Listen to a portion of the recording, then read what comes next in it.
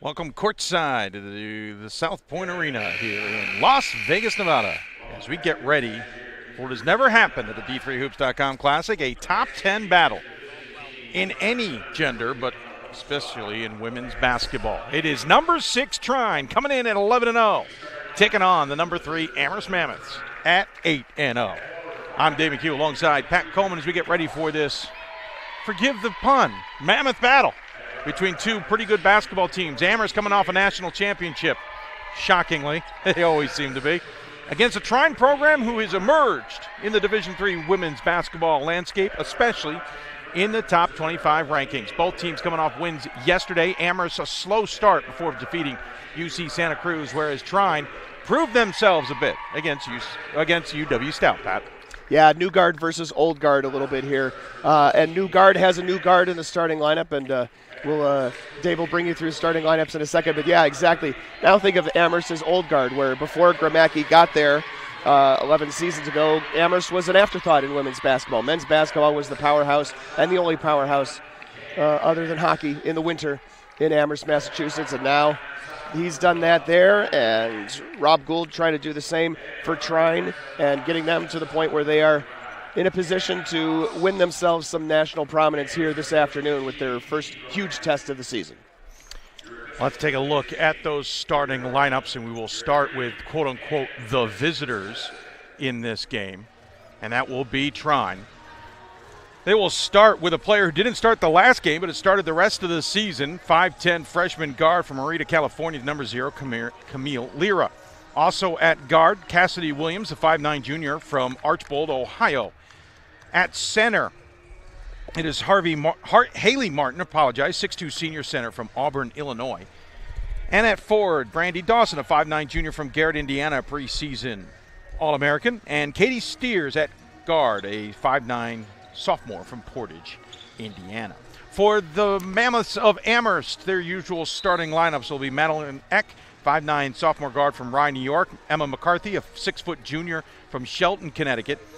Number 20, Hannah Hackley, the 6'1 senior from Westford, Massachusetts. Cam Hendricks, a 6'1 sophomore from Glastonbury, Connecticut. And number 25, Hannah Fox, 5'7 sophomore from Plymouth Meeting, Pennsylvania. Haley Martin, a big day yesterday for Trine against a less experienced UW Stout player in the post. That's going to be a key matchup today between her and either Hackley or Hendricks, however they choose to deal with her in the interior. And the battle is underway, and Amherst scores first right off the bat inside to get the early 2-0 lead.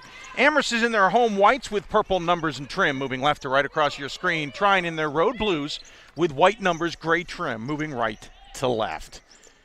Three-pointer, and Trine's on the board early. Both teams off to quick starts on their first looks. It's a three-pointer from the center for Trine. It's Martin.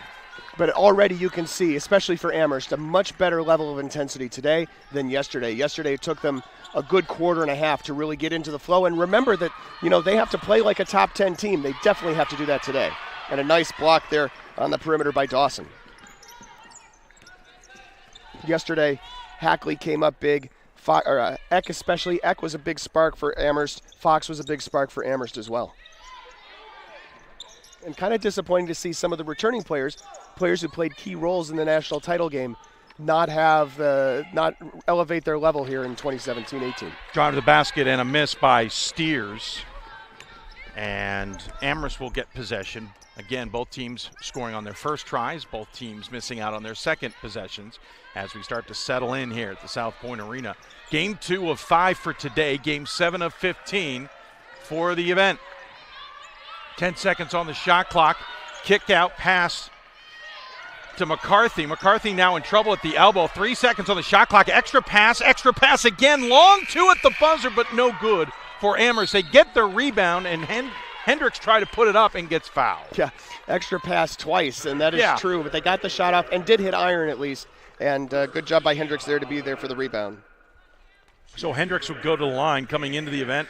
She was 3 for 6 on free throws. So I was always amazed by how few free throws Amherst takes. But in low-scoring affairs, not that surprising. Hits the first and ties it. Yeah, and she did not have any foul shots yesterday. Well, there you go. Good. Well, now she is 5 for 8 on the season as Amherst has a 1-point lead. Easy math, right? Very easy. Thank you. That's the math we can handle on this broadcast. That's about it.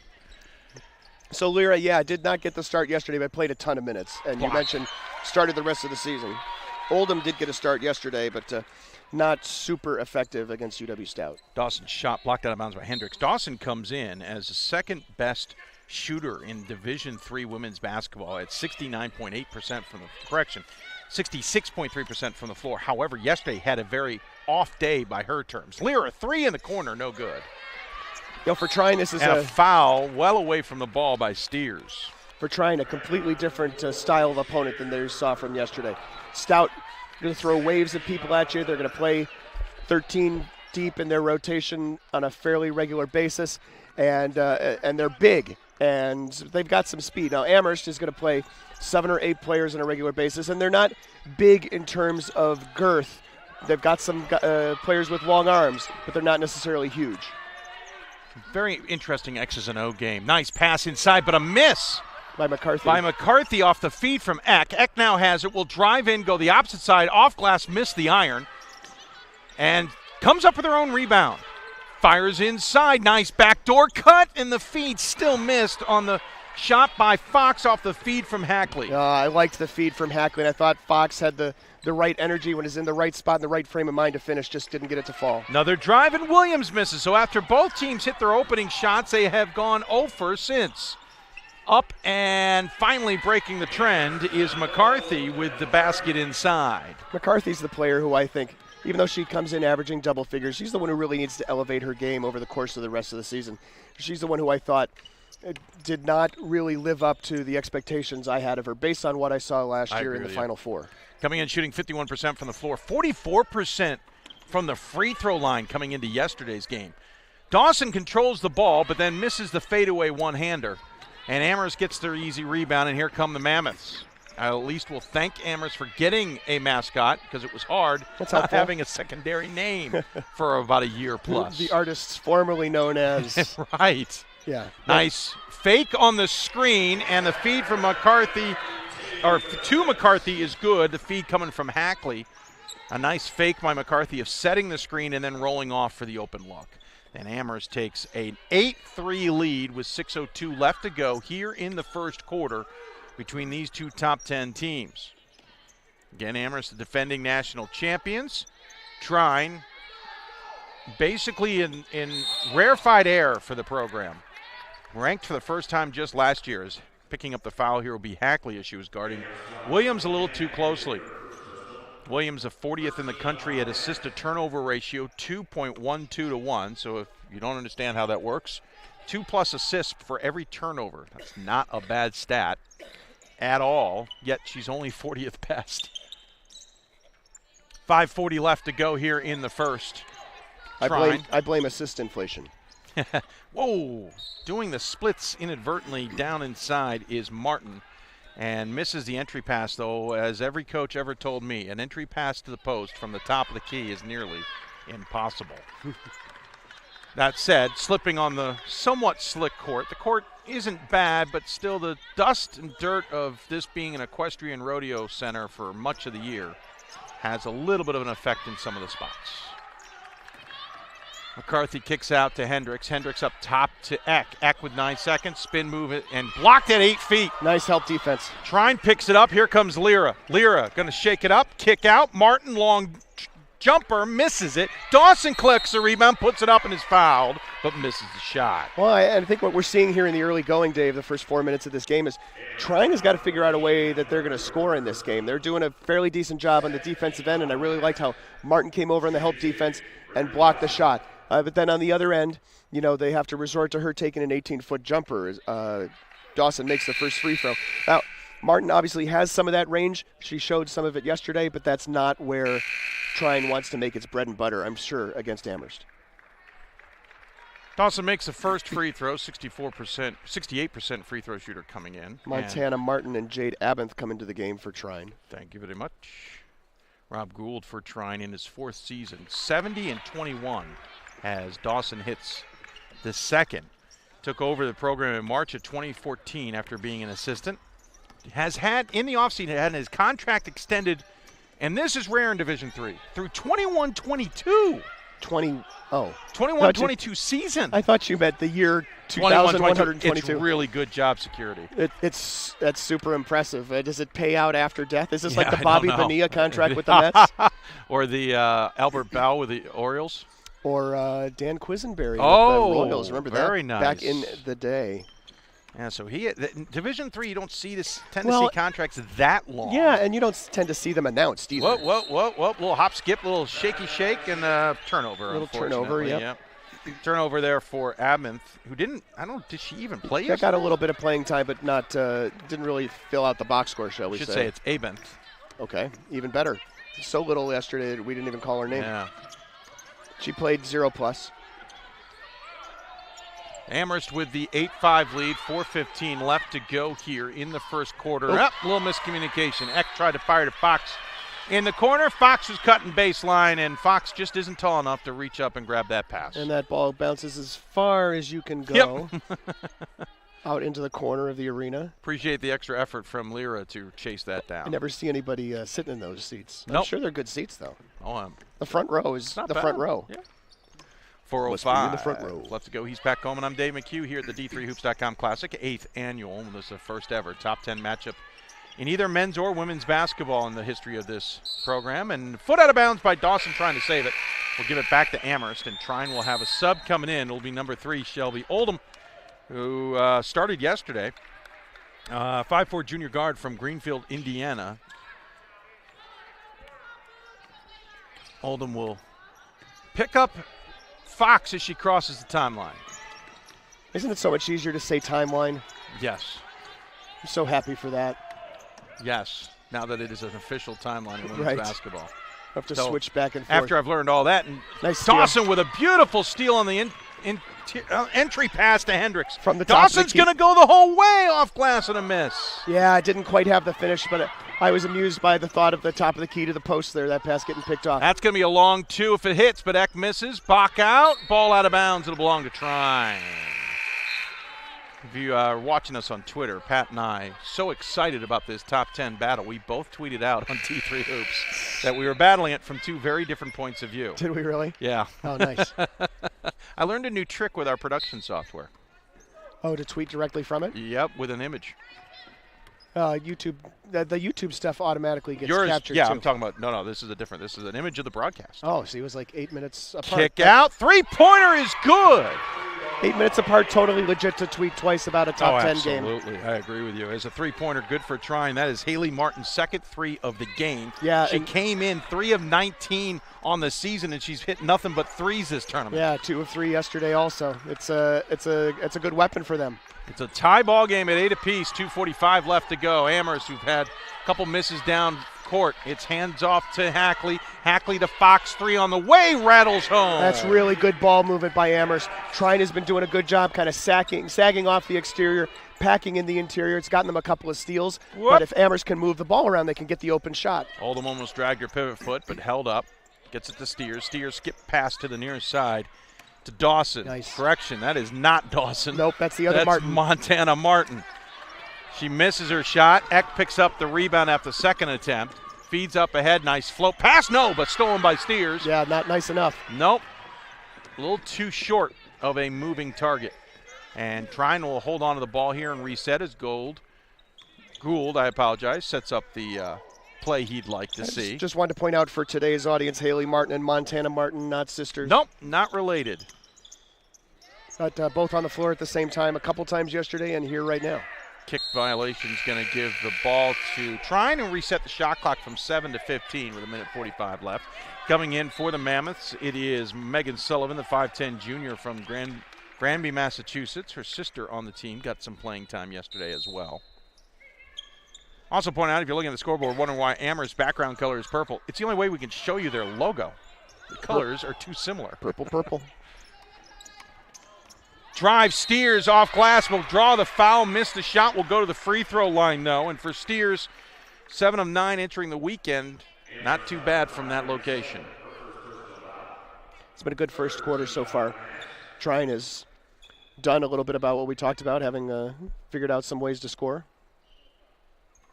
Steers hits the first one. Did a really good job defensively. Yep. You know, they did leave that one open shot by Fox a couple of possessions ago, but I think they've made up for it by getting, by sagging in and getting some of those turnovers that they otherwise wouldn't have gotten. Steers' second one travels around the rim and out, and it'll belong to Amherst as it goes out of bounds. 97 seconds left here in the first quarter, and bringing the ball up will be Hannah Fox, a Pennsylvania native. Hands it off to Eck at the high elbow. She turns and faces, being guarded closely by Duff. Didn't mention that Duff was in. Ball, foul away from the ball on, appears to be Hold'em. Duff, by the way, in the meantime, the 5'9" junior from Greenfield, Indiana. Lob pass inside to Eck. Eck v. Duff. Eck, spin move, help defense comes over a step late, and Eck gets it to fall. 13-9, Amherst the lead, minute 15 left. Trine with possession. Nice feed into Steers, quickly off glass, cannot get that to fall. Tried to go with the off-pace move. And here we go the other direction. Long three. Coach Gould, I think, wanted to travel. It was a miss. Eck picks up the rebound, then gets it popped free by Steers. Steers, on a mini break, will pull out as she didn't have numbers. I was amused by Steers, almost didn't even notice that she had popped the ball loose. Yeah. Feed to the top elbow. There's a crease, slicing in, off glass, and it is good for Martin. Martin, Montana. Yes. Yeah, the other Martin, Montana Martin, the Columbia City, Indiana native versus Haley Martin, the Auburn, Indiana native. Feed inside off the screen. Eck gives up, pops outside for the three. Three missed off the right side by Sullivan. Amherst with another offensive rebound. Fox makes it very good for the Mammoths as she hits a long jumper in the corner, making it 15-11. Yeah, Fox definitely has her range right there. Baseline jumper on one side from the corner, baseline jumper from about 17 feet out on the other side. As Montana Martin was driving, which one was it? It is Haley Martin. Haley Martin driving. No, it was Montana Martin. She was driving the lane and lost her balance. Just don't say Hannah Martin or Hannah Montana. There you go. Lyra back into the game for Trine. Also into the game, it is Cassidy Williams, the 5'9" junior from Archbold, Ohio. Buzzer shot! Hannah Fox hits net just on the outside of the rim, and that will draw us to a close here in the first quarter. Amherst, 15-11 lead on Trine. We'll take a break, come back for the second quarter action. You're watching the 8th annual D3Hoops.com Classic from South Point Arena. I did receive a non-athletic scholarship upon entering school.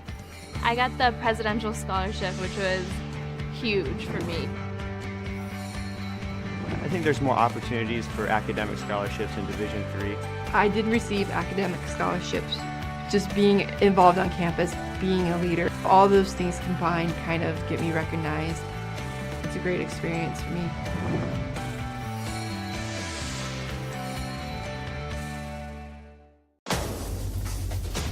Defining moments. Championship dreams. Share the experience with your family and friends.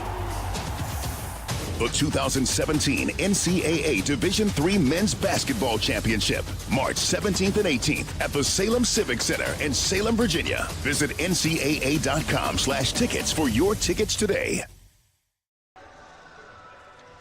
Again, ready to inbound it. It is number 6 Trine versus number 3 Amherst. Amherst with the 15-11 lead on the Thunder as we get ready to inbound in front of our broadcast position. I'm Dave McHugh alongside Pat Coleman here at the 8th annual D3Hoops.com Classic in women's basketball action. First quarter numbers, Trine 3 of 13 from the floor, 23%, but 2 for 3 from downtown. Amherst not much better, 6 of 18 from the floor, 1 of 6 from beyond the arc.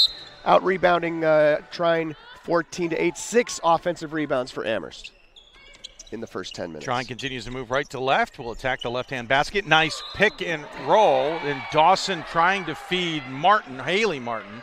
Haley Martin's shot goes out of bounds, but they call it a foul. It appears it's going to be on, well, I don't know from his number indication. We'll double check. Hendricks back into the game for Amherst. Still haven't heard the call. Hannah Hackley. Yeah, it was Hackley. Hendricks. Hannah Hackley. Oh, okay. Her second. Her second. Dawson tries to keep it alive. She does, and Montana Martin picks it up. It's Montana Martin, Haley Martin, Dawson, along with Lyra and Williams out there for Trine. Lob pass for Dawson, way off target. I guess it was for Dawson. I'm only assuming because Dawson was between where the ball was and Lyra where she tossed it. Ball goes between everybody's wickets out of bounds, will remain with Amherst. For the Mammoths out there, Hendricks, who just checked in, along with Eck, Hannah Fox, also Emma McCarthy, and Hannah Hackley. A lot of size for both teams out on the floor. 9:33 left to go in this second quarter, and Mammoths still have a 4-point lead, and a quick 5-second call is called on Mammoths. Hannah Fox looks a little perplexed, but it's still 5 seconds and a turnover, and Trine will take over. I only don't say it's not a 5-second violation, just we've had some longer 5 seconds to this weekend. There was some, I think the refs gave them an extra beat.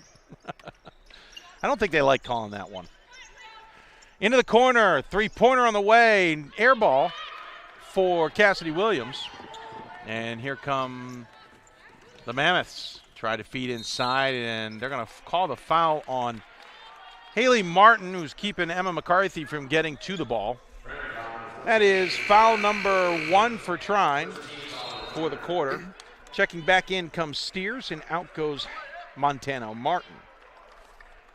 From elsewhere, women's basketball, 7th-ranked Hope defeated Mount Union 54-52. Late free throws and a tip-in by Madison Gears to knock off the 4-6 Purple Raiders at Bluffton's tournament. Hendricks 3, going to miss to the left, off glass. Dawson corrals the rebound, and here they come the other direction. Lear's going to push the pace.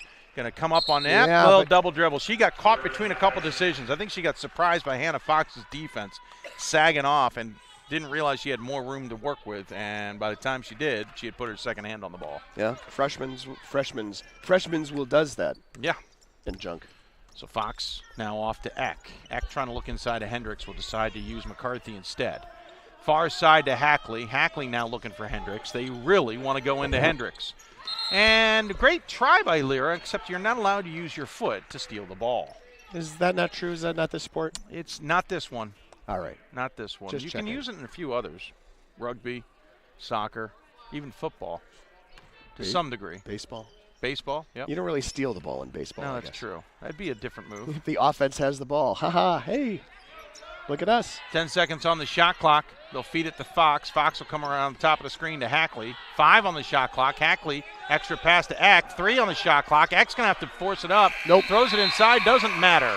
Trying to go for those extra passes. Amherst is disciplined and smart that they know they don't have to rush it necessarily, but that time, those extra passes ended up putting them in more trouble. Yeah, and at that last one, I couldn't even tell if she intended that last one to be a pass or if that was just a shot that she had to throw up at the last second. Yeah. 8:05 left to go here in the second quarter. Wow. Nice feed into Martin, but she misses it short. Wow, it's a really great feed. Yeah, that was a nice little spin on the ball by I don't know how. Steers. Yeah, exactly. Katie Steers had to bend it a little bit. Yep. Less than 8 to play, and we've been stuck at 15-11 for a while. Not that that's a big surprise when you got 2 of the top 4 defenses in the country playing each other. Coming in, Amherst only allowing 38.6 points per game. That's best in the country as Fox takes a 3 in the corner and misses, and it's rebounded by Williams. Trine, in the meantime, comes in at 44 points per game defensively. That's 4th best. As Williams goes coast to coast, misses it short, and Amherst picks up the rebound. They're going to keep the pace up. I think the only difference that's odd, Pat, is while we're low scoring and these two teams go low scoring, they've been going up and down the court. Right, exactly. Martin rejects the shot by McCarthy, and they don't like the call, but the follow-through kind of took out McCarthy. Yeah, but it's a quick-paced game, right? Yeah. But teams are playing good defense, so while it's quick-paced or they're moving the ball up and down the floor, win in transition, sometimes, Amherst has had a shot clock violation and had to throw up a couple of shots at the end of the shot clock because Trine's doing a good job denying. McCarthy, a 44% free throw shooter, hits the first one.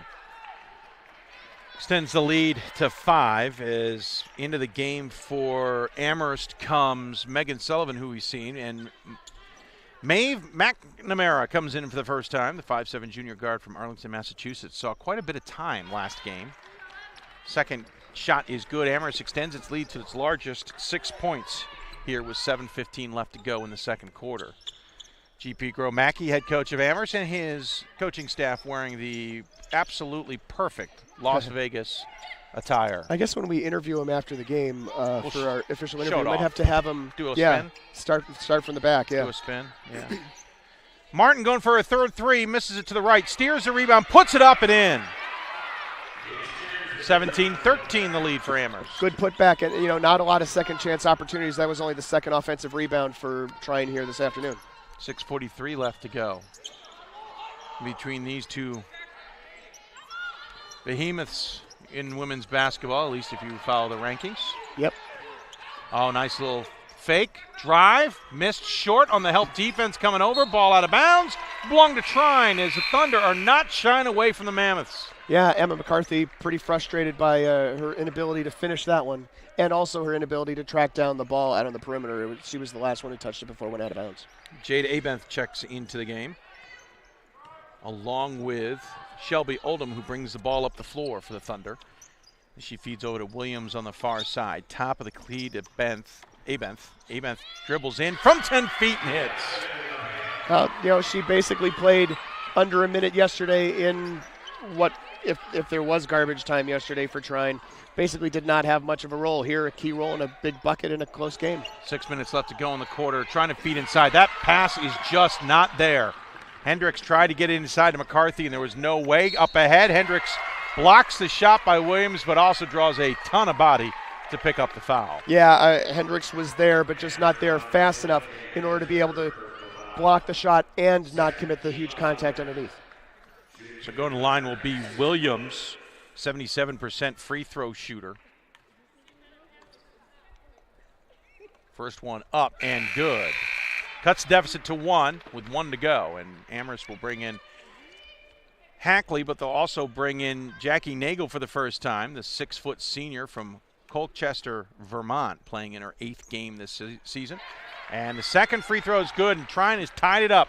5:51 left. So just after Amherst took its biggest lead of the game, Trine goes on a run and has tied this at 17. Yeah, David, in previewing this game during the broadcast of our previous game here this morning, I mentioned that as a ball is thrown away there by Cam Hendricks, I mentioned that neither team really looked like a top 10 team, a classic top 10 team or a classic national contender yesterday, but with the caveat that both of them coming off some breaks, maybe shaking off the rust a little bit, and we might see something different today. And clearly both teams have elevated their play against this top-quality opponent. Try to go around the corner of Montana. Martin loses control. Amherst gets it back. Amherst had a 19-day layoff between games. I don't remember Trine's layoff, but it was also of significant length.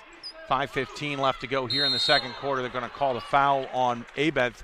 A little too aggressive, trying to deny the pass inside. They were off for 10 days. They played Heidelberg on the road on the 18th before coming back to play Stout yesterday. And that's, to me, more reasonable, more realistic, what I think we see top-quality women's basketball programs doing on a year-in and year-out basis. Eck back into the game. McNamara will take a seat. 5:14 and a fresh shot clock for Amherst. You don't want to have a 3-week or 4-week layoff between games. Middlebury men are taking a significant break like that. I'm fascinated to see how that's going to affect them beginning of December to beginning of January, essentially. And that rarely happens in men's basketball. It seems more often that a women's basketball team will shut things down. A lot of NESCAC teams this year have long breaks on the men's side. I know McDaniel women, just because I happen to be in the area and know the program well, they're taking an app. I talked to their coach. She's like, I didn't want to take this break. It just kind of worked out that way trying to schedule games. 5 seconds on the shot clock. Dawson will step back from the elbow. It's blocked by Hackley.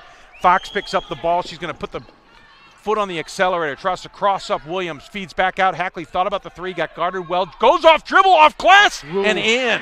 Wow, got around Abenth and got her way to the basket. And that's a lead again for Amherst, now 19-17 here in the second quarter, 4:20 left. This is actually kind of a high-scoring game for these guys. It is, especially compared to what we saw yesterday from Amherst against the Banana Slugs of Santa Cruz. As Abenth's three, no good. Hendricks picks up the rebound, and Eck will bring it across the timeline. Santa Cruz, Santa Clara, Santa Monica, Santa Barbara. Yeah, Santa something. Santa Domingo, Santa Claus. Yeah, I was going to say, perfect for the holidays. Yep. Hackley with the ball, 12 seconds on the shot clock, hands it to Hendricks, back to Hackley, inside, Trine. That entry pass, don't do it. Yeah, Trine's got it guarded well. 3 seconds on the shot clock, and Hendricks throws it away. Yep, looking for Fox out on the perimeter, but Fox had already made a cut to the top of the key. If Dawson's not shooting like her stats say she should, her defense has been terrific in this game at the very least. And, of course, that doesn't take away from Abenth and both Martins and others who are interior defense on Amherst playing very well. And she does a great job considering she's 5'9", and most of the people in the interior for Amherst have got a couple inches on her. Yep.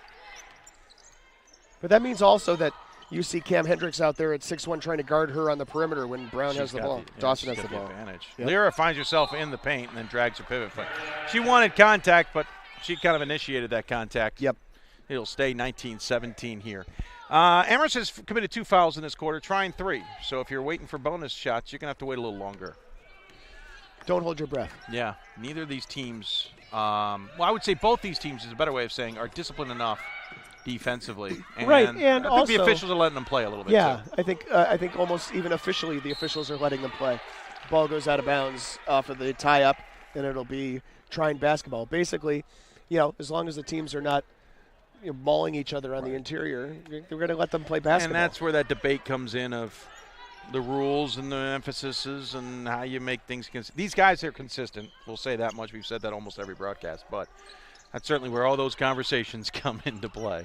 Brown has the ball. She'll hand it off to Montana Martin. Feed to Abenth, who hits the 10-foot floater, and it's tied again. I think I heard you wanted to call her Montana Haley. I think, yeah, that's really where I was going, to be honest.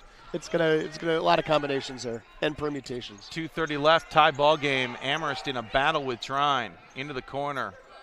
Long shot off front iron, no good. Battle for the rebound and can't get it to fall for Nagel after the long shot from Hackley. Nagel didn't do very well in other than in garbage time yesterday against Santa Cruz. Here because I think maybe the pace of the game is dictating that Gramacki go a little bit deeper into his bench than he would normally do so. And McCarthy's ready to check in, and I suspect for Nagel. Though Hendricks is looking a little tired too, as Lyra will pick up the foul on Fox as she was coming into the post. And the reason I say that about Nagel is because Nagel's a senior, right? But she hasn't had, a full 3 years of playing time per se. She's been one of the Nagel. She's kind of working her way back into the lineup. And I say that because she put up that shot way too quickly. She had the opportunity to bring it back down, set herself and put up a controlled shot with her feet underneath her and all that. By the way, McNamara came in to replace Fox. Abenth feeds Brown. Brown at the elbow, puts up the shot over Hendricks. Hendricks' long arms forced Dawson to adjust that shot, and she falls short. Less than 2 to play, and we're tied at 19 here in the first half. Dawson's got to get that shot off faster. Amherst is not going to leave her open as long as she thinks she's going to be open. To answer our colleague Gordon Mann, yes, 9 players on Amherst. Yeah, basically. They have 11 on the roster, but they're basically playing 9. Traveling violation.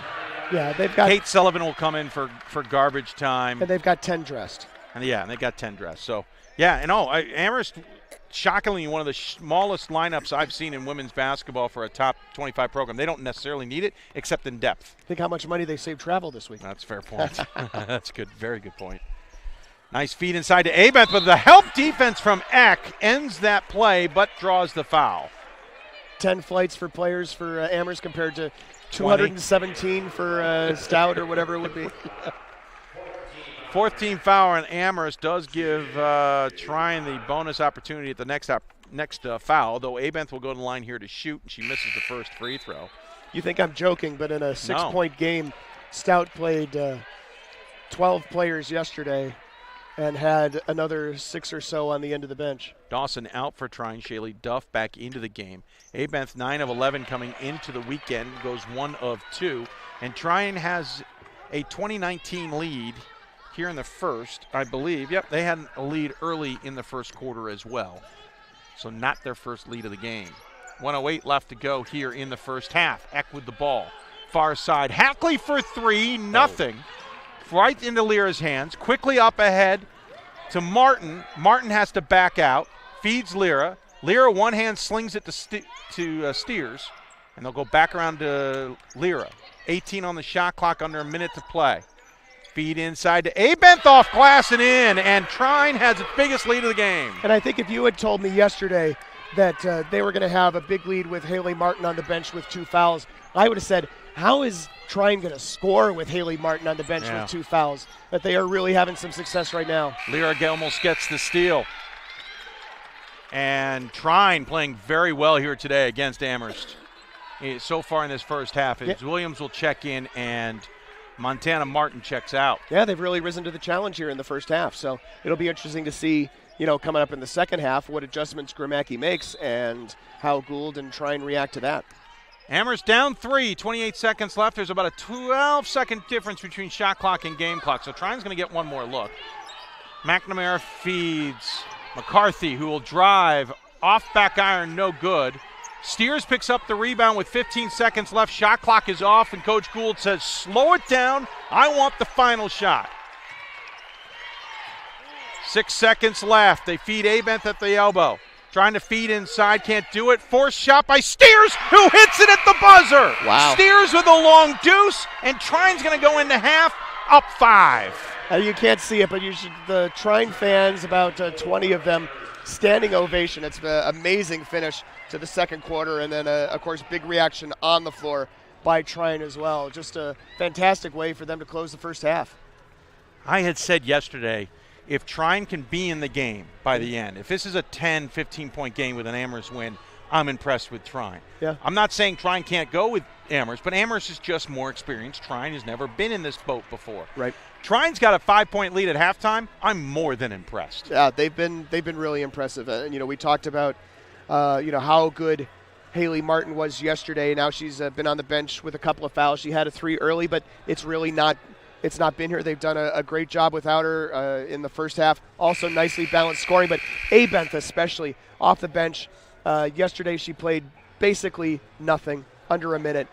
Today, 8 minutes in the first half alone, 7 points. She's 3 of 4 from the floor. Big first half spark. Trine's decided to go big against Amherst. It's working. The big trick here is halftime adjustments. GP Gromacki, his staff, what does Rob Gould and his staff do to adjust as well? 24-19. We're going to take about a 9.5, 10-minute break to catch our breath and get ready for the second half. We'll come back with stats and more. You're watching a top 10 battle in women's basketball, the 8th annual D3Hoops.com Classic from the South Point Arena in Las Vegas. Trine leads Amherst 24-19. Back after a bit of a break. Get one yourself.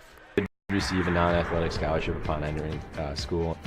I got the presidential scholarship, which was huge for me. I think there's more opportunities for academic scholarships in Division III. I did receive academic scholarships. Just being involved on campus, being a leader, all those things combined kind of get me recognized. It's a great experience for me.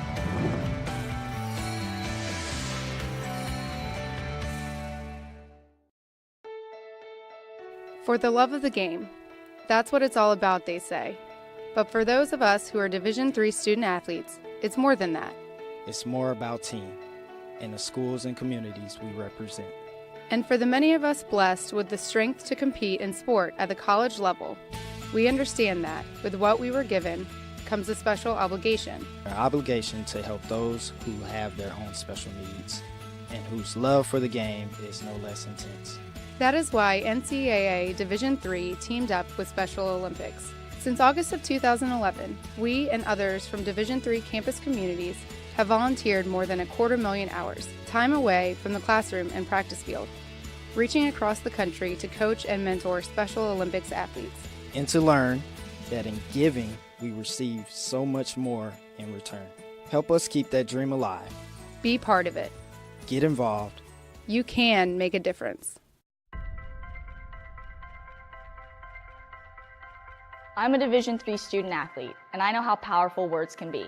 The term gay doesn't mean stupid, lame, or less than. So I pledge to speak up if I hear the term gay used in a derogatory way or any other homophobic terms. If you can play in Division III. I'm a Division III student athlete, and my teammates unconditionally accepted me as part of their family. So now I pledge to do the same for others. If you can play in Division III. It's on us to stop sexual assault. In any way that we can. To get a friend home safe. To never blame the victim. It's on us. To stand up. To make our community safe for all. It's on us. It's on us to look out for each other at parties. It's on us. To be more than just a bystander. To step up and say something. It's on us, all of us. To stop sexual assault. Learn how and take the pledge at itsonus.org.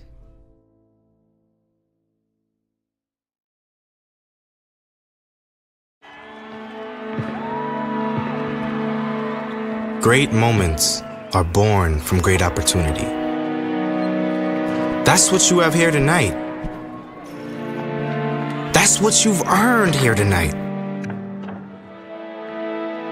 This is your time. Now go out there and take it.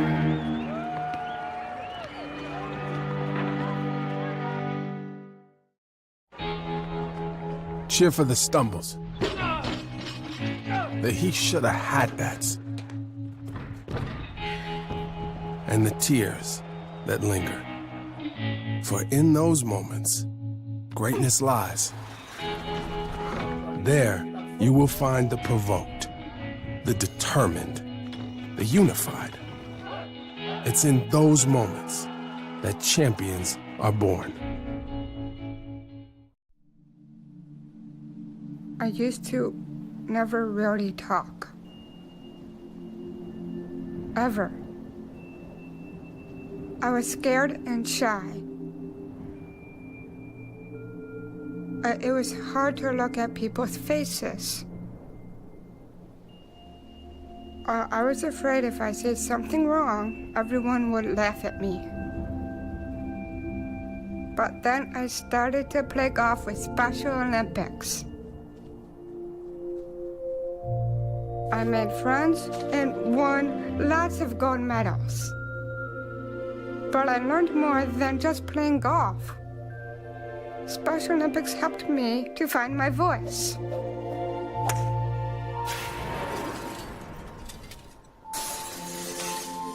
And now everyone else is speechless. Division III allows you to give yourself to other things. Having that free time allows me to pursue the things that I want to pursue.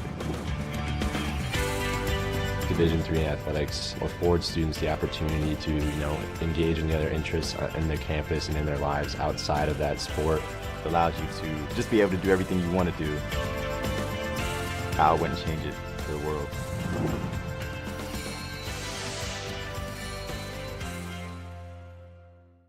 For the love of the game. But for those of us who are Division III student athletes, it's more than that, a lot more. Sure, the game is important, but as we work so hard to build both mind and body, it's more about team. That is why NCAA Division III teamed up with Special Olympics, and in giving the gift of sport to those for whom it seemed an impossible dream, we are working to make this a better world. Help us keep that dream alive. You can make a difference. I'm a Division III student athlete, and I know how powerful words can be. The term gay doesn't mean stupid, lame, or less than. So I pledge to speak up if I hear the term gay used in a derogatory way or any other homophobic terms. If you can play in Division III. I'm a Division III student athlete, and my teammates unconditionally accepted me as part of their family. So now I pledge to do the same for others. If you can play in Division III.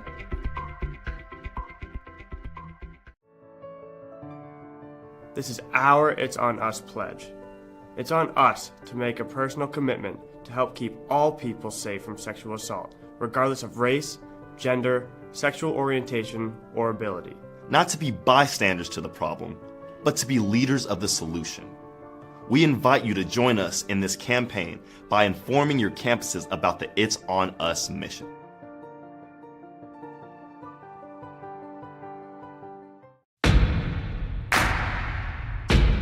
It starts right when you hit the court. You imagine your finest moment. The game-winning shot that gets you to the dance. A monster dunk or no-look pass. And cutting down the net. Sports lets us dream of our own success. And prepare us for our finest moments on and off the court.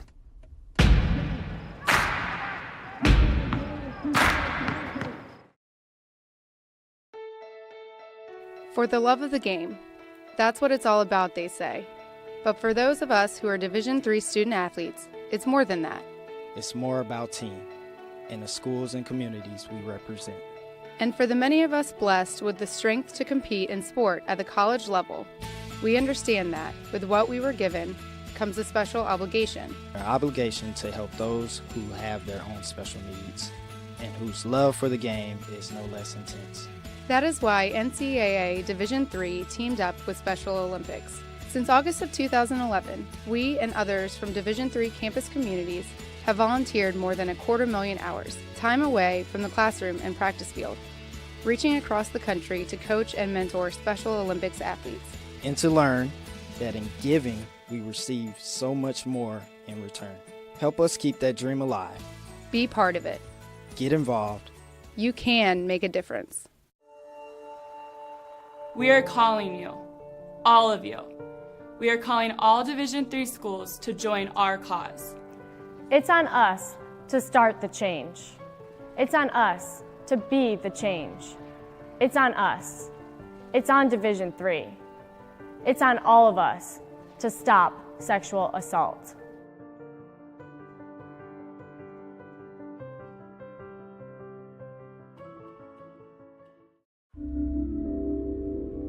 This is why we love sports. It's in the way they play, free from the pressures and all the money talk. Playing for simply the love of the game, where everyone has a shot at their definition of success on and off the field. This is what we love about sports, and what we can still love about college sports.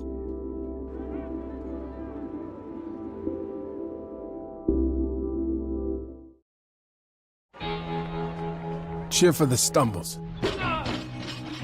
the he shoulda had bats, and the tears that linger. For in those moments, greatness lies. There, you will find the provoked, the determined, the unified. It's in those moments that champions are born.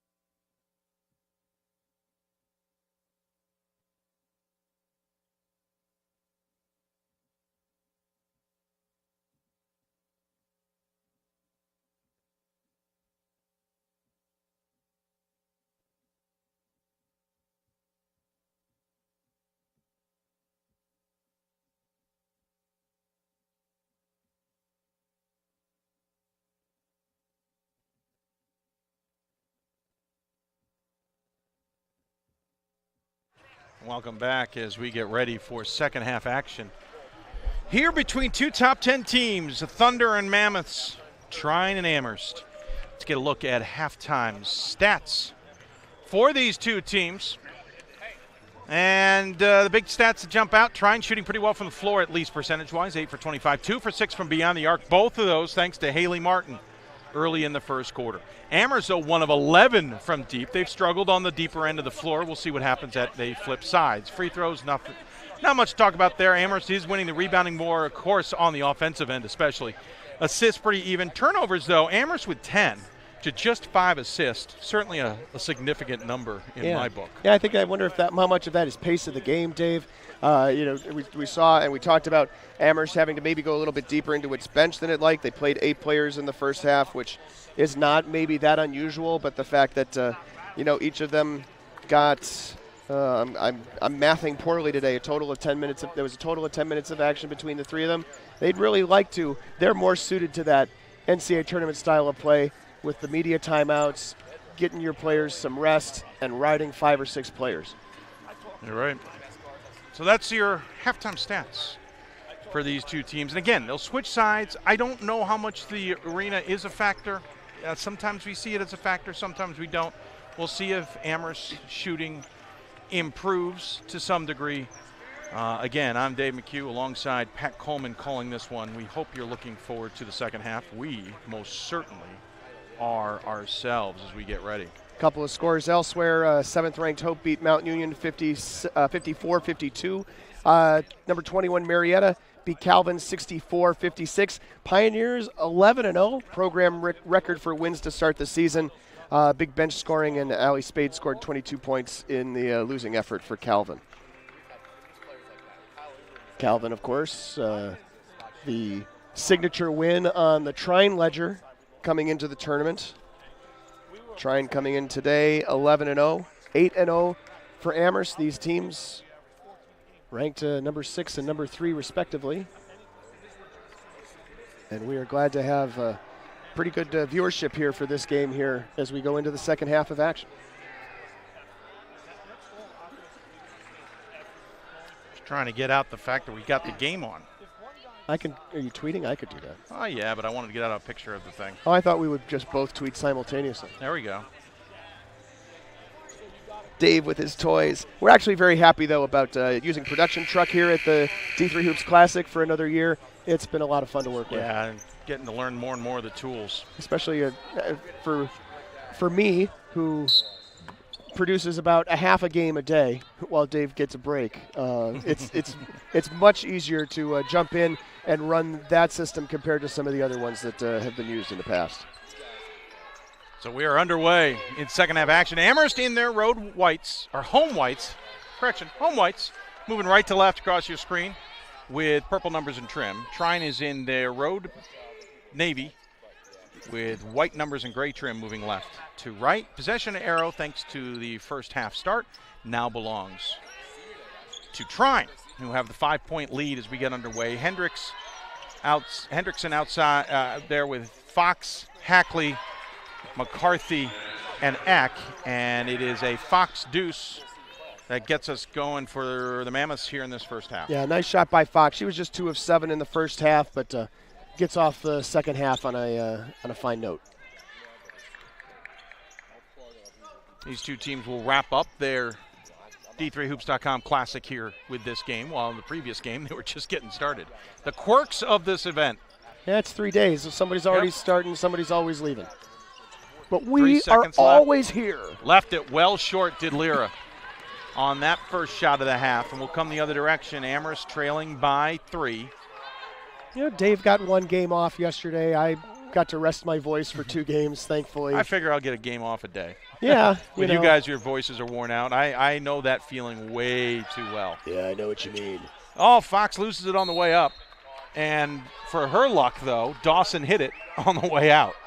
And so it'll belong. Yep, and Vince Christostic right there on top of it to make the call. You just had to get Vince's name in. His last name especially, because they can't even get it in the box score correctly. No. We get to know these officials pretty well. That's not why we treat them nicely. They're nice guys. They call good games, but we also just hang out in the gym as much as they do. Yeah, exactly. We're here, and they're here. Eck in the basket. The feed from McCarthy cuts the deficit to 1. Also, when we bring a new person into the crew, it's like, hey, you weren't here last year, or the 5 years previously. Yep. Amherst has the longest regular season winning streak at 34, going back to a regular season loss against Tufts in 2016. It's appropriate they're here because Whitman has the longest stretch on the men's side. Yeah, about that. It's a great tournament this year. Both men's and women's basketball, some great teams. 5 to shoot, Dawson. Dawson leaves it short, and Trine has not scored so far this half, as we're just over 2 minutes played in the third quarter here. Eck on the far side with possession. Dawson greets her at the free throw line off the switch. Over into McCarthy in the corner. I was just going to say, Eck was super effective yesterday, not so much here today so far. The size and height of Trine is very different than the Banana Slugs. 7 on the shot clock. Fox finds herself in a little bit of trouble, picks up her dribble, forces it over McCarthy, pump fakes, gets Martin in the air, misses the shot, rebound, will stay with Amherst. Those are going to be I think that's the right call from my angle. I thought I saw it kind of glance off Dawson's screened, leg. So I got nothing. Coach Gould doesn't like it, but hard to really tell you. The best person who had the best shot at it was the official 2 feet away. I could tell you in about 15 seconds as the video scrolls past here. Fox with possession on the far side, picks up her dribble. Lyra giving her a hard time. Hackley now has it. Into the corner to McCarthy. McCarthy trying to back down Martin. She goes reverse, and Martin flicks the block, I should say. It was a good call. Call confirmed. Inside, McCarthy with an adjustment with Martin. Martin rips down the rebound, and that's a good defensive effort by Trine. 6:52 left to go here in the second half of this top 6 battle between the Thunder at 6 and the Mammoths at 3, and a foul is going to be called on Trine? Nope, it's on Amherst. No, it's on Trine. Yeah, I'm not really sure. I would say, why is Rob Gould so upset about it? Yeah, well, I couldn't. He made an indication that made me think it was Amherst, but he's claiming, I think he said Steers was bullying her way through the pick, whereas Steers is the one who's complaining she got an elbow from an Amherst player. I think that's one of those where it depends on the angle you saw it. You see it differently. There's a lot of contact probably from both sides. A scoop shot, not good from McCarthy. Well, Steers comes in basically with her arms braced out in front of her as the contact comes in and leans forward into it. So I can see why they would call that. Yep, I would as well. I'd accept that. Yep. Got to stand straight up with those things. Right. 6:19 left to go here. Trine has still not scored in this half. Williams is out there on the floor now with Dawson and Martin, the Haley Martin version. Lyra is out there with Steers as well. Lyra feeds into Haley Martin. Martin sees the double team, spins away, but a great job of getting it blocked by Emma McCarthy. Quickly up to Fox. Fox scores, and Amherst takes its first lead since the second quarter. And more importantly, McCarthy got her revenge on Martin. The 2-14s are battling it out, and both have a few blocks on each other in this half. Haley Martin, there's the aforementioned McCarthy. Steers in the corner, goes baseline against Eck, flicks out to Dawson. Dawson to Lyra. Lyra hesitate, drill drive, finds herself open, off glass and in, and Trine has its first 2 points of the second half. Coach Gould, though, is unhappy and wants to talk things over, calls the first timeout of the game, and he does take a full. So you know what? We'll take the full as well. We expect this one to be an exciting second half. You're watching the D3Hoops.com Classic Top 10 Battle. Amherst and Trine. Thunder lead Mammoths 26-25. Receive a non-athletic scholarship upon entering school. I got the presidential. Whoops. That's the best move I've seen Lyra make. Receive a non-athletic scholarship upon entering school. I got the presidential scholarship, which was huge for me. I think there's more opportunities for academic scholarships in Division III. I did receive academic scholarships. Just being involved on campus, being a leader, all those things combined kind of get me recognized. It's a great experience for me.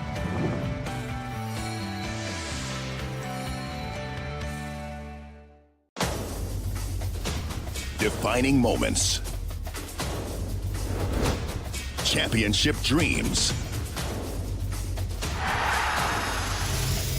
Share the experience with your family and friends. The 2017 NCAA Division III Men's Basketball Championship, March 17th and 18th at the Salem Civic Center in Salem, Virginia. Visit ncaa.com/tickets for your tickets today. Welcome back as we are at the South Point Arena, Amherst and Trine. And Amherst is trailing by 1, 5:20 left to go here in the third quarter. They've got the ball, moving right to left. Fox with it, out there with McCarthy, Hackley, Eck, and Hendricks is starting 5. McCarthy tries to feed Eck on the cut, can't find the intended target.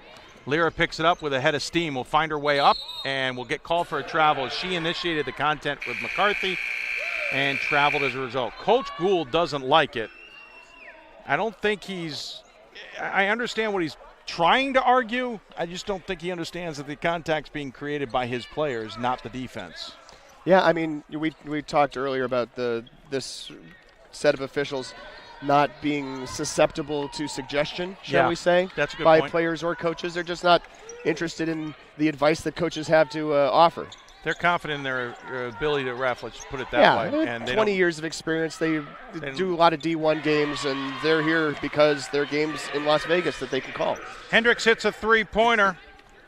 That is the first shot she's made from deep out of 3 attempts now, and gives Amherst its 2-point lead now here in the third quarter, biggest of the second half.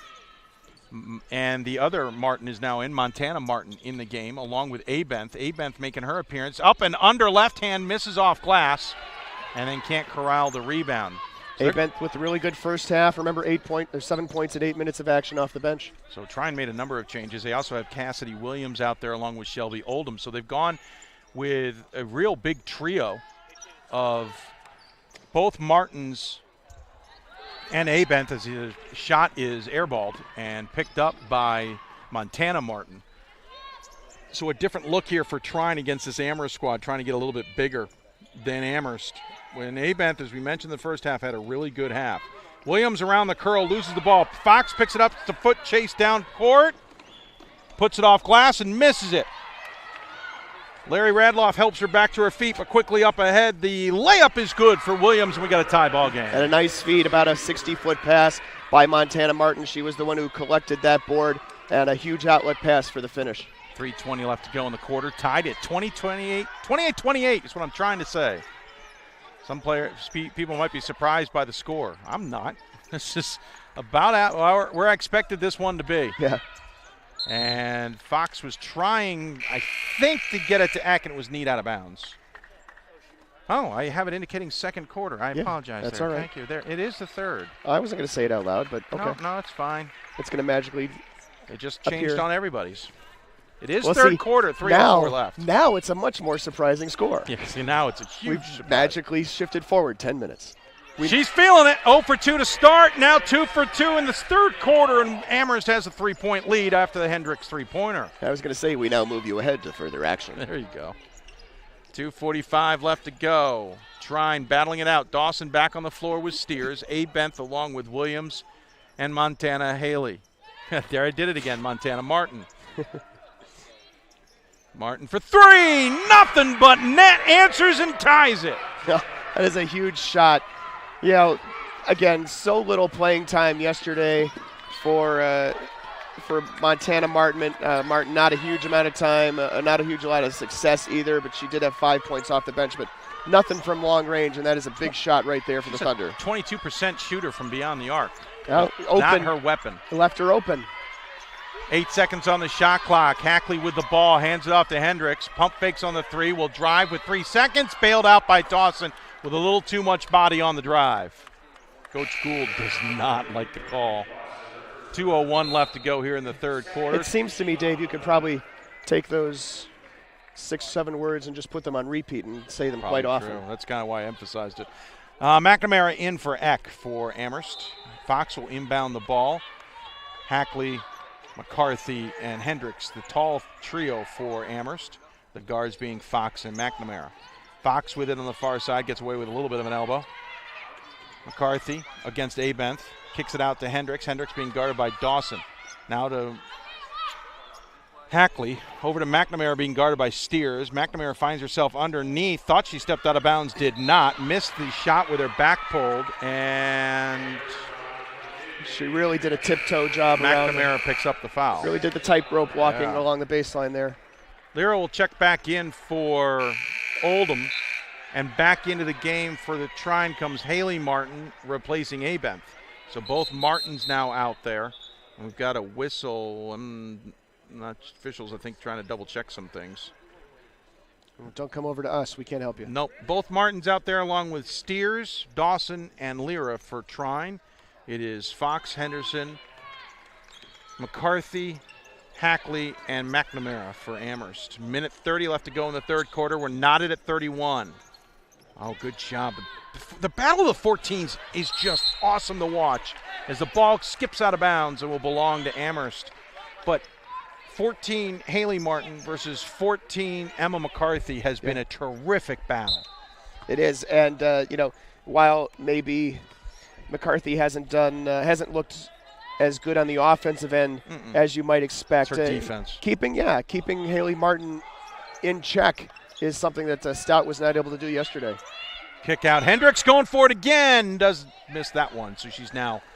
Bit of a quick trigger there. Probably had a second, a split second to set that up better. Haley Martin with just 6 points. Those came on 2 3-pointers early in the first quarter. That tells you how well McCarthy has played her the rest of the game. Yeah, and Dawson right there just struggling against the height of Hendricks on the other end. Less than a minute to play. That is just team foul number 3.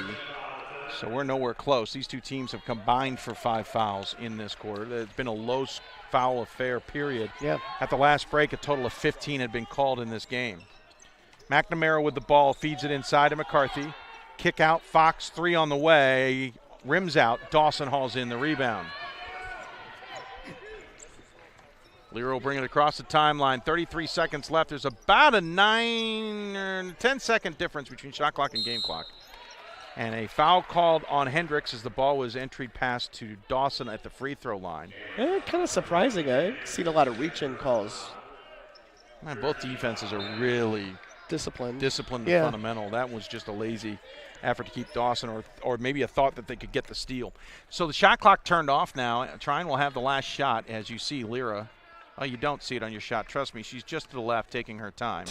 She's out there. Here, she's coming.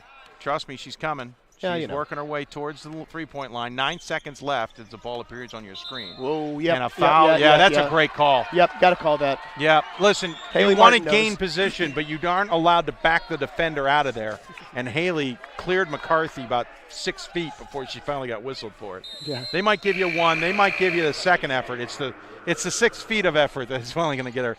And she steps out, and Abenth steps in with 6.5 seconds left. Amherst is going to try and get the last shot here to break the tie before the end of the quarter. Well, that was Martin's 3rd foul also. Fox goes coast to coast off the side of the backboard. The last shot will not count. So we will stay knotted at 31s at the break here in the 3rd quarter. Top 10 battle coming down to the end. And not a very good quarter for Trine, and yet here they are still tied up going into the final 10 minutes. Remember how Trine had that huge second quarter, 13-4 advantage, took the lead going into the break. Trine did not look very good in this 3rd quarter at all, but they're still right here at the end going into the 4th. Heading to the 4th quarter, we're tied at 31 back after this. Defining moments. Championship dreams. Share the experience with your family and friends. The 2017 NCAA Division III Men's Basketball Championship, March 17th and 18th at the Salem Civic Center in Salem, Virginia. Visit ncaa.com/tickets for your tickets today. It's on us to stop sexual assault. In any way that we can. To get a friend home safe. To never blame the victim. It's on us. To stand up. To make our community safe for all. It's on us. It's on us to look out for each other at parties. It's on us. To be more than just a bystander. To step up and say something. It's on us, all of us. To stop sexual assault. Learn how and take the pledge at itsonus.org.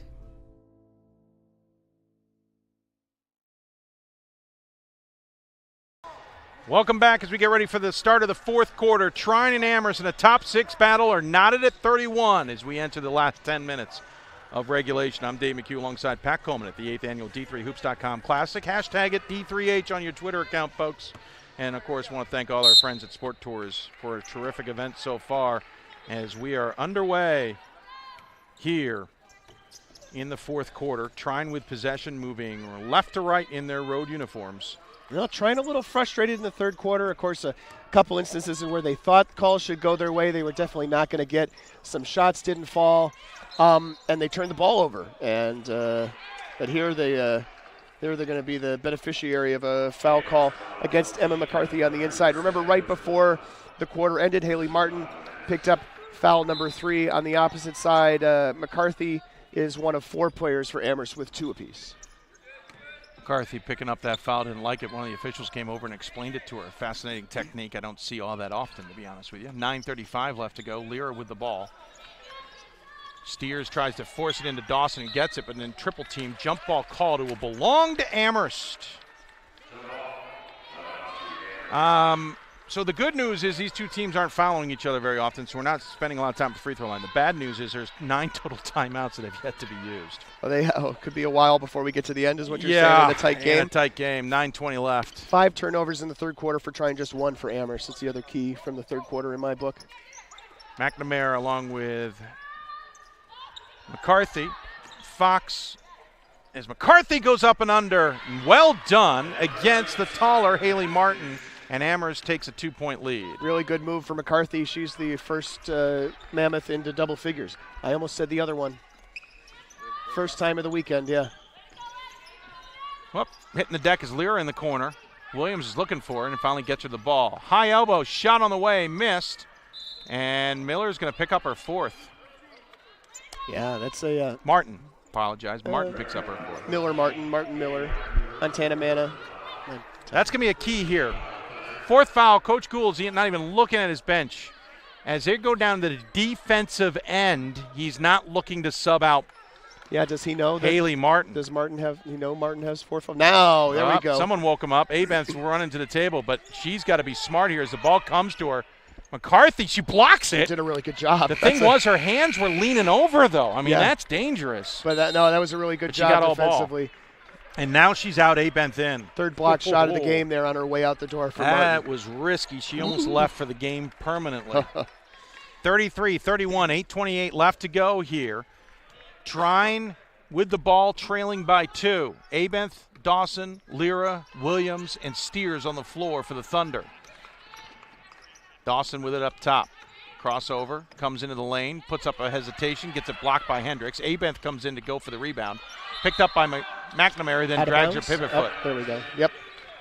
So it'll be a fresh shot clock here for Trine. Fox, McCarthy, McNamara, Hendricks, and Hackley on the floor for the Mammoths. 8:03 left to go here. The Thunder Mammoths. Inside to Dawson's nice feed. Dawson puts it up, misses. She wanted a foul. I got screened. Couldn't tell you what happened. Thunder Mammoths sounds like that's a McNamara double dribble. She lost control of her dribble, went for it, and put a second hand on the ball and then dribbled again. So they'll inbound it from right in front of our broadcast position. Coming in for Amherst is Eck, and out is... Oh, camera change, Dave. That's all I'm trying to get. Yeah, too late. Shoot a rear end. McNamara out for Eck in. All right, fair point. I get that every once in a while. We get that shot, but we don't need to go to it incessantly. 7:40 left to go here. Or just could put a GoPro on one of the players and have it. There we go. POV. POV version. Yep. Dawson. Whoa. She didn't do anything illegal, but it got weird. Williams up and under, left hand. She's going to get called for a travel. Yep. Yeah, I wasn't sure she could pull that off without traveling. Coach Gould thinks everything's a bad call. Up and under and up. She missed a shot, so it doesn't really matter. But they don't like any call here as Coach Gould is expanding the coaching box. It's already been expanded this season. It should be a fun post-game interview. Are you going to do that one? Dave's like, I got to call the next game, man. And up and down, and a foul called on Amherst. Going to be on Eck, I believe. It will be, as she gets caught for the foul. Yeah, just tied up in the interior, the battle for the rebound, and it looked a little twisty there. First half, a lot higher scoring than this second half so far. GP Gromacki has a conversation with referee K. Vince Christosta, come on. I almost went VK. Coach Gould calls timeout. That's their second timeout of the game. It is a 30 variety, so we'll keep it here.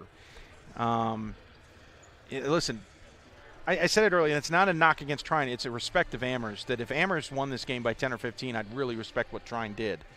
The fact Trine has got a 2-point game here with 7 minutes left and has led at significant parts of this game is outstanding for Trine. And maybe Amherst isn't as great as we are used to, and that's certainly not unexpected. Just like UConn, Amherst has gone through kind of ups and downs as they lose tremendous senior classes. But Trine is absolutely, legitimately where they should be ranked. Yeah, Trine definitely passing the eyeball test here today. And Amherst basically passing the eyeball test today, at least to be in the top 10. Oh, there are teams I know who think they're good who couldn't compete with these two. Yeah, this is a really fantastic display of women's basketball, and I'm looking forward to the final 7 minutes here. Less than 7 to play. Lyra's out there along with Williams, Steers, Dawson, and Abenth, who has the ball in the corner being guarded by McCarthy. Spin move. Hendricks comes over for the double team and deflects the pass. Abenth didn't see her. I think she saw her coming for the double team, didn't expect her to be in the way for the pass, and takes the pass away. Fox has the ball, feeds it over to Hendricks. 6:37 left to go. Hendricks really wants to get it inside. There is no way you're getting it into Eck right now. So she finally gives up on the idea. Well, and they've stopped making that entry pass. How many times they turn it over that way? Yeah. Feed inside, or the pass went inside. The shot attempt by McCarthy's no good. They call jump ball on the block, which gives the ball over to Trine. Did you follow, folks? Picture's worth 1,000 words, thankfully. So if you watched it, hopefully that helped.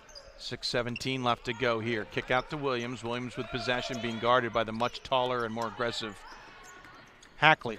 Inside to Dawson, and Dawson just cannot control the ball, especially against Hendricks. Yeah, it's just not working on the inside for Dawson today. 0 for 7 from the floor in the first 3 Dawson quarters. had a 15-foot range game. She'd be even more dangerous for this Amherst squad. Another jump ball. Wow, a tie-up on the way as the ball's running past you. Dawson Nicely got done. her hand in there, and that will keep it with Amherst. And back in the game with 5:57 to go is Miller, and coming in on the defensive end.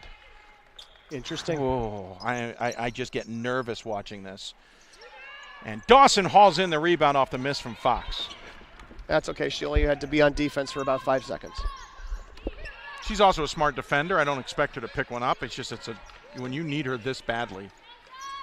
Dawson with possession, 16 on the shot clock. Steers nearly loses possession on the pass. She'll drive the lane and get it blocked out of bounds by Eck. That was just not exactly the best plan. That was the best possible outcome, in all honesty, for Trine on that possession, because Steers had, as you said, nowhere to go.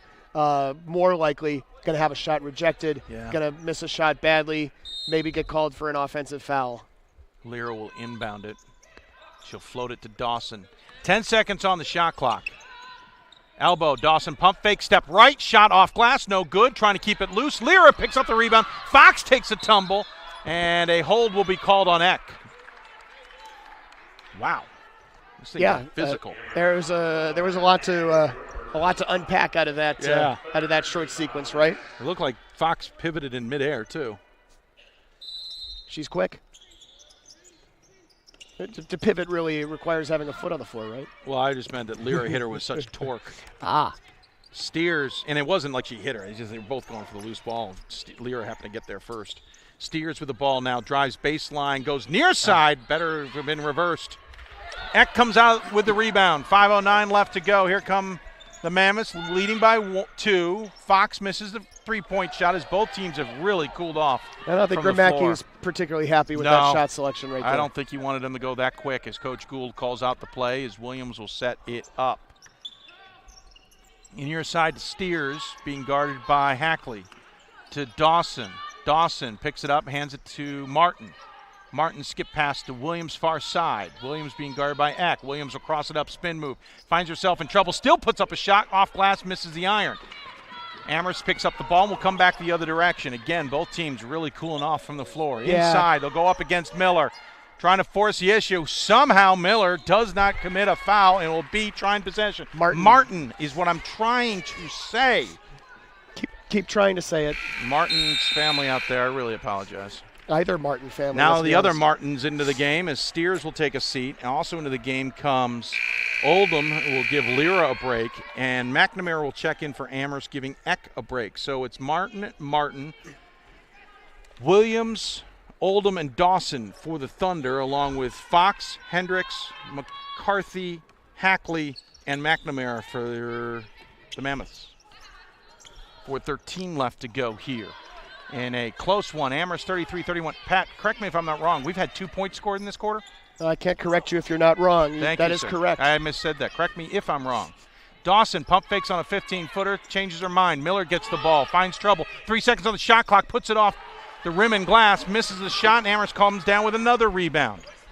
2 points in this quarter. That's it. And we've played all 11-plus minutes. I'm usually good with time math. It's like kind of a business of mine. 6:20. Yeah, it's a 10-minute quarter, isn't it? Not 15. It is not 15 Yeah, I minutes. just went to 15 for some reason. You just really extended the game. Wow, I extended the game. When we move ahead to further Miller action. blocks it again on McCarthy. Martin. It's Martin. I'm going to just put Martin on her back. I'm sorry, man. Yeah, no, you're fine. I'm remembering it before you're mentioning it. Williams drive in. Pump fake up and under. Draws the foul on McNamara. Rhonda Jo Miller should be really honored that you continue to mention her 17 years after she graduated from Gallaudet. Former coach at Marymount, Bill Finney, emailed me yesterday. He's been listening to the game. He said, really? You gave me chills when you mentioned Rhonda Jo Miller. I have a few gray hairs just with her name was on them. And free throw good. Gordon Mann, our colleague back home, asks if Dawson has no range of a shot. I don't know if she does or not. She's just being so closely guarded that it hasn't become a dangerous weapon. There hasn't been a lot of opportunity for mid-range shots for anybody. If she really could hit a few, it would change Amherst's defense up a little bit, but she can't even get a look at it. 3:08 left to go. She's also just trying to do everything inside. Far side, Hendricks being guarded by Dawson. Now skip to the near side. They'll come all the way to McNamara on the near wing. 8 seconds, 33-32 the score. Up inside and a deuce for the hard-working McCarthy. Amherst has a 3-point lead. Biggest lead of the quarter. I don't know the last time they led this far. Martin, Montana, misses it. Here comes Fox the other direction. Trine has 1 point in the last, take a guess. It's been a while. A lot. 2:20 left to go in this one. Amherst with the slim lead in a very low-scoring affair. This fourth quarter has seen a total of, make it 7 points as Hackley hits the shot, and a 5-point lead now for Amherst. And Coach Gould calls timeout. Time here, right? Yeah. Calls a full timeout. We'll take it as well, and I'm going to study my game sheet. 2:06 left. Amherst, the number 3 team in lead, and he leads the number 6 team in lead. 38-32. We're in the fourth quarter. The love of the game. But for those of us who are Division III student athletes, it's more than that. A lot more. Sure, the game is important, but as we work so hard to build both mind and body, it's more about team. That is why NCAA Division III teamed up with Special Olympics. And in giving the gift of sport to those for whom it seemed an impossible dream, we are working to make this a better world. Help us keep that dream alive. You can make a difference. Division III allows you to give yourself to other things. Having that free time allows me to pursue the things that I want to pursue. Division III athletics affords students the opportunity to, engage in the other interests in their campus and in their lives outside of that sport. It allows you to just be able to do everything you want to do. I wouldn't change it for the world.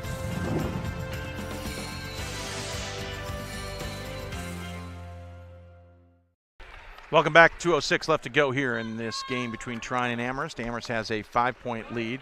Pat, some noticeable stats in this one. Yeah, it's been 10 minutes and 48 seconds since Trine last scored a field goal or any more than 1 point. It was 31-31 at the time. Not that Amherst has put a bunch of points on the board either. The starters are 15 for 50. Bench is over 3. No bench points for Amherst.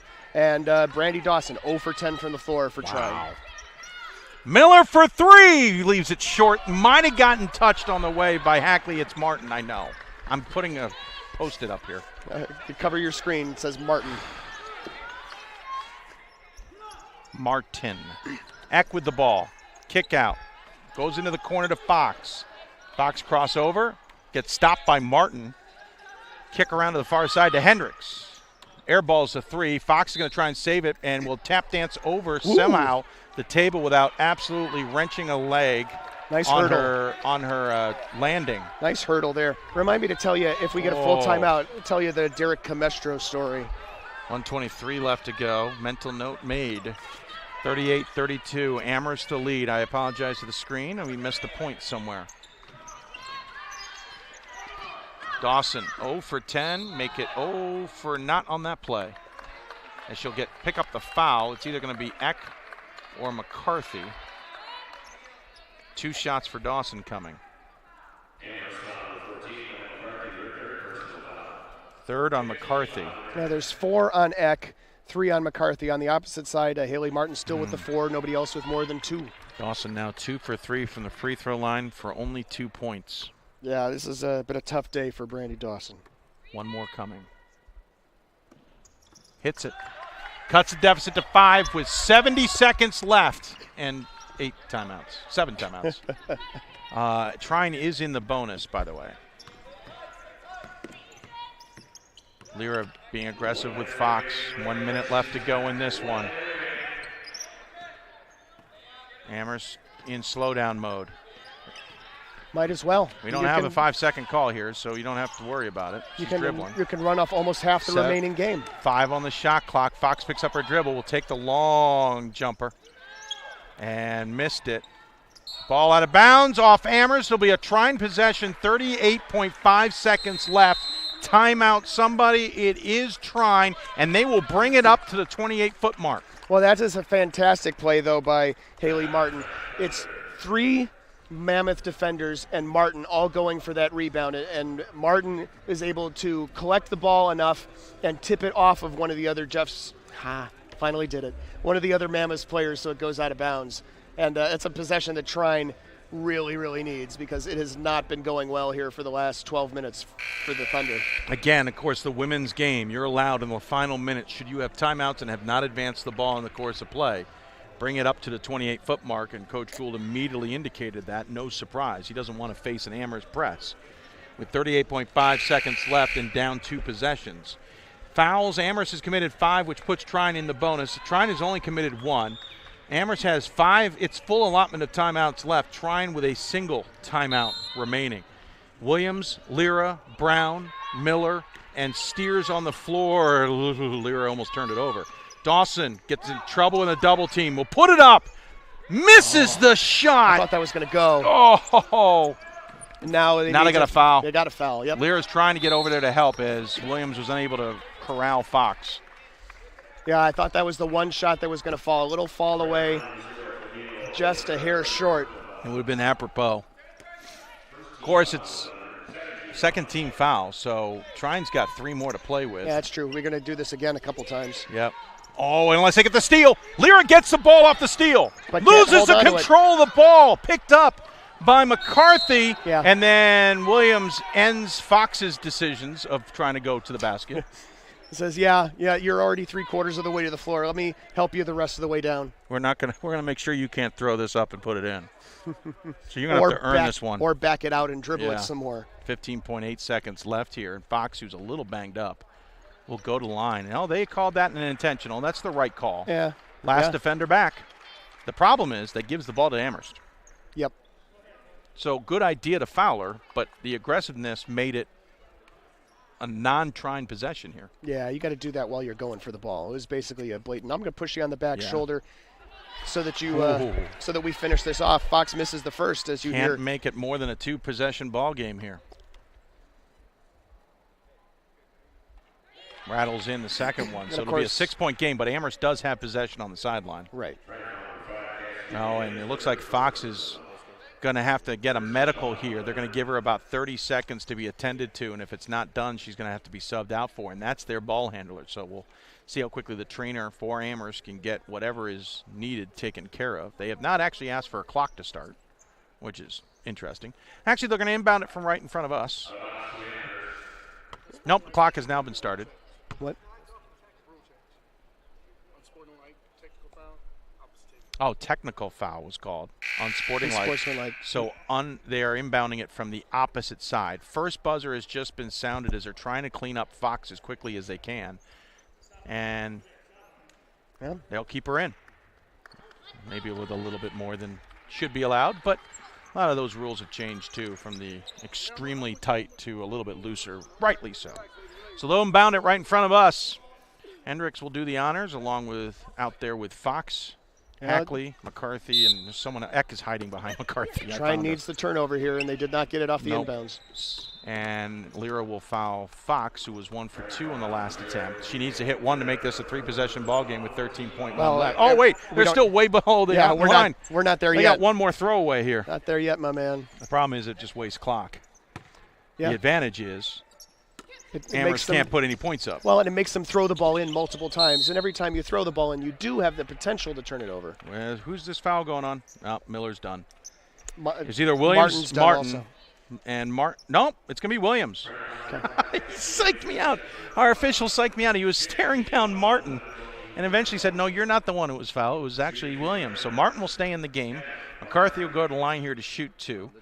5 for hold on. McCarthy, 44% as we mentioned earlier, but she's actually had a decent day there. 2 for 2. Now 2 for 3. Now 2 for 3. Really, again, the big one, she got to make one to make this a 3-possession ball game. If she misses this, Trine's got a legit chance with 11.8 left. That is probably going to do it. 40-33 timeout. Final timeout will be called by Coach Gould. Of course, the important part is they'll move it up to the 28-foot marker. The excitement of this is nice, but I don't like it. But well, regardless, it's not going to have a significant impact on the outcome of this game.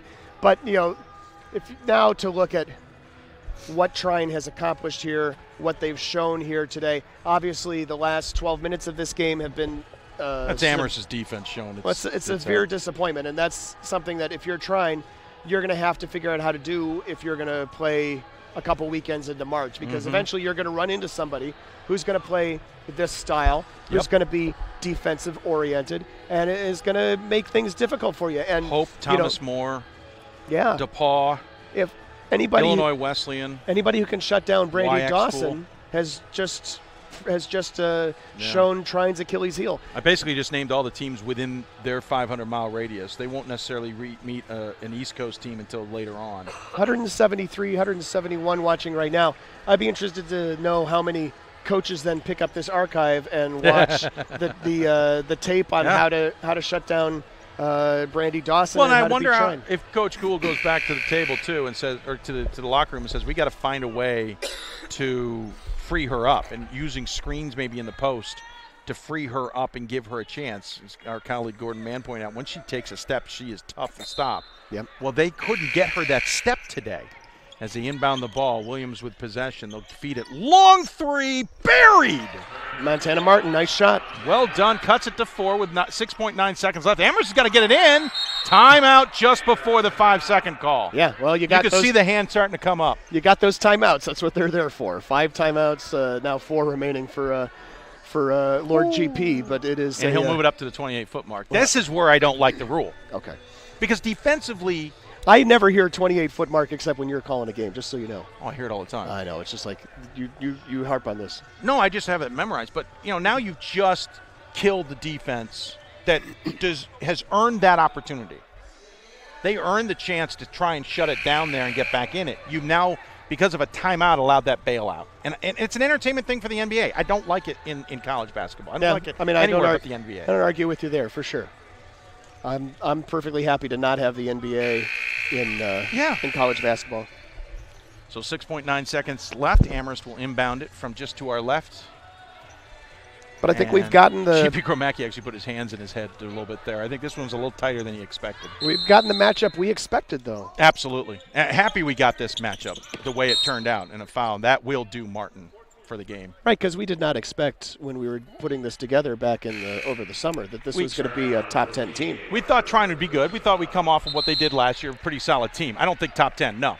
Top 25, yes. Top 10, absolutely not. Yeah. As coming into the game to replace Martin is Martin. Montana Martin replaces Haley Martin, who fouls out of the game. Both teams now technically in the bonus. 4 timeouts left for Amherst, none for Trine. 4-point game, misses the first free throw. If there's one thing I think Gromacki would love to work with his team on, it is free throw shooting. They are 61% entering this weekend on the season. Not a good number for a team like Amherst, as the second free throw is good. 5-point game. 5 seconds left. Quickly up ahead, Steers will take the jumper quickly, misses it, and that will do it. It may not have been the best ending for Trine, the one they were looking for. Certainly the ending that Amherst liked defensively, but hats off to both teams. A terrific game between 2 top 10 teams. Trine proved themselves. Amherst escapes. Mammoths win over Thunder 41-36. Amherst improves to 9-0 on the season. Trine suffers their first loss of the season, are now 11-1 on the year. Of course, coming up, we got 3 men's games to come. here at the D3Hoops.com Classic on the second day. We'll get things started in approximately 30 minutes with Central taking on number 6 Ramapo. Of course, Roadrunners coming off of a loss last night to Ohio Wesleyan. Central will be playing their first game of the event. And then 4 o'clock Pacific time, 7 o'clock Eastern will be Carroll versus Pacific Lutheran. Carroll playing their second, Pac Lu playing their first. And then the nightcap, 6 o'clock local and 9 o'clock Eastern, number 1 Whitman versus Stevens Point in a rematch of a 2013 game in which Stevens Point was the number 1 team and Whitman was the non-ranked opponent. And again, the final here in the end of the women's side of this schedule for today. Number 3, Amherst Mammoths defeat the number 6 Trine Thunder 41-36 to end this one. That will do it for us. Might catch some stats here real quick just to kind of relay them. Actually, I got them coming to me, so we'll relay those to you quickly before we sign off and get ready for the men's game. For Trine, again, who are 11-1, their leading scorer with no one in double digits. Montana Martin with 8 points on 3 of 5 shooting, 2 for 2 from beyond the arc. Jade Abenth had 7 points, 6 points for Haley Martin, 5 points each for Cassidy Williams and Katie Steers, 3 points for Brandy Dawson and Camille Lira with 2 points. 5 blocks, though, for Haley Martin. Outstanding number, to say the least. 7 rebounds, by the way, for Brandy Dawson. Team shot 12 for 46 from the floor at 26.1%, 4 for 10 from beyond the arc. They were 2 for 6 in the first half. 8 for 12 from the free throw line. They were 6 of 8 from that department in the first half. For Amherst, who improves to 9-0, they were led by Emma McCarthy on 14 points, 5 of 15 shooting, 4 for 6 from the free throw line, and 10 rebounds for the double-double to lead all scorers. 10 points for Hannah Fox, 4 of 16 shooting, 1 of 6 from beyond the arc, 1 of 2 from the free throw line, 5 rebounds as well. 8 points for Cam Hendricks, 5 points for Hannah Hackley, 4 points from Madeline Eck, and team shot 15 of 55 from the floor at 27.3%. Neither defense has allowed good shooting nights. 4 of 18 from beyond the arc at 22.2%, and 7 of 10 from the free throw line. Amherst held Trine to 12 points total in the second half after Trine put up 24 in the first half. Points in the paint, Amherst won that department 18-12. Points off turnovers, pretty even. Amherst 7, Trine 6. Second chance even at 4-4. Fast break 2-2. Trine had 15 points off the bench. Amherst, none. We had 6 lead changes, 6 ties. Trine led by as many as 5 at the end of the half. Amherst led by as many as 7 near the end of the game. So that'll do it. Trine, again, holds their head high despite the loss, but Amherst shows just why their defense is so ferocious. They win 41-36. Coming up, it's the Roadrunners of Ramapo, 6th ranked in the country, taking on the Dutch of Central in men's basketball action. We'll be back in approximately 20 or so minutes. Hope you enjoyed this broadcast. Thanks for tuning in. I want to thank our broadcast partners at Blue Frame for their production truck technology. Also thanks to Sport Tours, sports information directors, and of course all of you for tuning in. This broadcast is copyrighted by D3Hoops.com. If you have any plans to redistribute it, you better give us a call. Final score, Amherst over Trine, 41-36. We'll be back with men's basketball in about 20 minutes.